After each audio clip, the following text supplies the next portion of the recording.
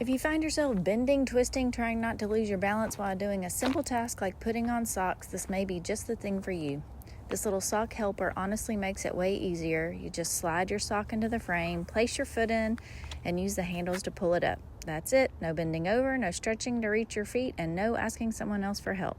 It works great for compression socks that are so tricky to get on and any other calf-length socks.